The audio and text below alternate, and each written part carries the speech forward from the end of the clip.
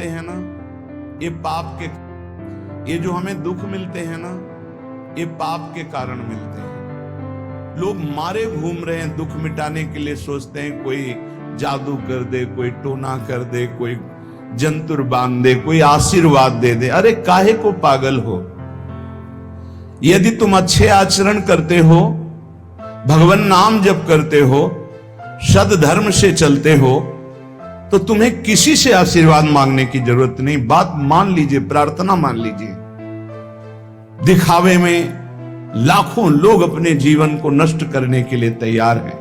ये माया का ही तो दिखावा है, जिसमें जन्म के जन्म हमारे नष्ट होते जा रहे हैं। सत्य मार्ग को क्यों नहीं पकड़ते हो? किसी के आशीर्वाद की जरूरत नहीं आपको आनंद प्राप्ति के लिए।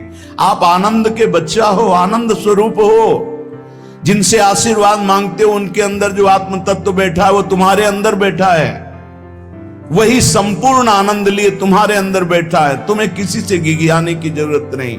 बस तुम अपने स्वरूप को नहीं पहचान पा रहे हो, अपनी शक्ति को जागृत नहीं कर पा रहे हो, इसलिए तुम दौड़े घूम रहे हो। भागने की जरूरत नहीं है।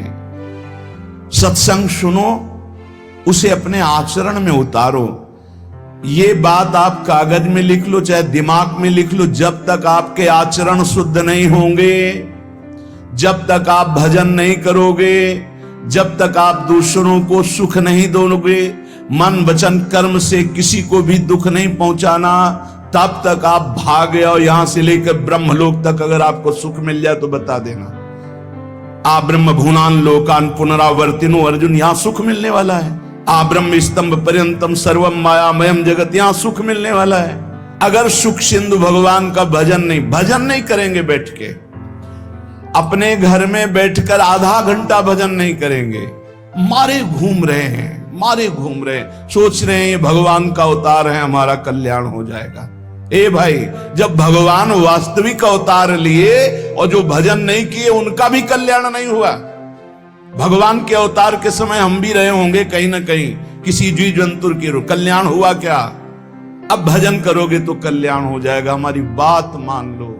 बार बार आपको कभी कड़वे शब्दों में, कभी मीठे शब्दों में बताते हैं, ए भाई, बचपन से भगवान के मार्ग में लगे हुए हैं, हमको अपना कर्म भोगना पड़ रहा है। जो शरीर रचना के समय रचा गया था, वो सुखद या दुखद कर्म भोगना पड़ा। तो रामकृष्ण परमहंस जी के कैंसर था, भाई जी हनुमान प्रसाद पोद्दार जी के उदर में कैंसर था, बड़े बड़े महापुरुषों को भोगना पड़ा। तो प्रारब्ध को भोग लो। ये भोगने की सामर्थ्य नाम जप से आ जाएगी, और नाम जप करके जन्म मरण के चक्र से मुक्त हो जाओ। मान लो मेरी बात। क्या वृंदावन की परम पावन रज से बढ़कर त्रिभुवन में कोई रज है? इस रज में बैठकर तुम्हें आनंद नहीं मिल रहा तो कहां मिलेगा तुम्हें? क्या भगवान नाम से बढ़कर कोई अमोघ शक्ति है जो भगवान को अधीन कर सके? सुमिर पवन सुत पावन नामो, अपने बस कर राखे रामो। लेकिन समझ में नहीं आता। ये जीव सोचता है कोई तपस्वी, कोई सिद्ध से हमारे दुख दूर हो जाएं। नहीं, भगवान के वचन सुन लीजिए।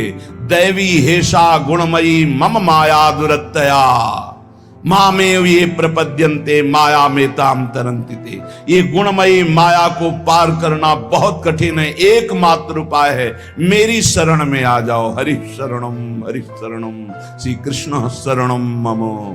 जब तक प्रभु की शरण में नहीं, तब तक माया मुक्त। पर समझ में नहीं आता। लोगों को ऐसा लगता है मैं जाऊंगा, आशीर्वाद मिलेगा, मैं सिद्ध हो जाऊंगा, सब दुख नष्ट हो जाएंगे। आप समझो, हमारी प्रार्थना को समझो। हम अंदर से पीड़ित होके बोल रहे। आप लोग समझते नहीं हो। भगवान का भजन किए बिना कहीं भी भाग के चले जाओ, आपको शांति नहीं मिलेगी प्यारे। और घर में बैठकर यदि भजन करोगे तो घर तीर्थ हो जाएगा। घर में भगवान पधारेंगे, आप आनंदित हो जाओगे। संत संग का फल होता है भागना, मिट जाना। सत्संगत संस्कृति कर अंता, ये जो जन्म मरण का भागना, ये मिट जाएगा। ये छोटे मोटे भागने से, शब्द सुना, मनन किया, आचरण में लग गए। कभी महीना 2 महीना में अगर संयोग बना तो हम बैठ के सत्संग सुन रहे हैं, नहीं तो हमारे पास यंत्र है, हम रोज उससे नवीन उत्साह प्राप्त करें भगवत मार्ग में चलने का। जब मिले तब दर्शन कर लिए, नहीं तो हम उनकी आज्ञा पर चल रहे हैं तो हमारा सदैव सानिध्य है। भागने की जरूरत नहीं। नहीं भाई नहीं, थोड़ा चैन लो, थोड़ा शांति लो, भागने की जरूरत नहीं है। अंदर से भगवान को सुमिरन करने की जरूरत है। थोड़ा संयम में आओ। जिसको देखो मनमानी आचरण कर रहा है, सोचता है कोई संत महात्मा आशीर्वाद दे देंगे, तो तुम्हें संत महात्मा मिलेंगे ही नहीं। तुम करोगे पापाचरण तो संत महात्माओं का सानिध्य नहीं मिलेगा।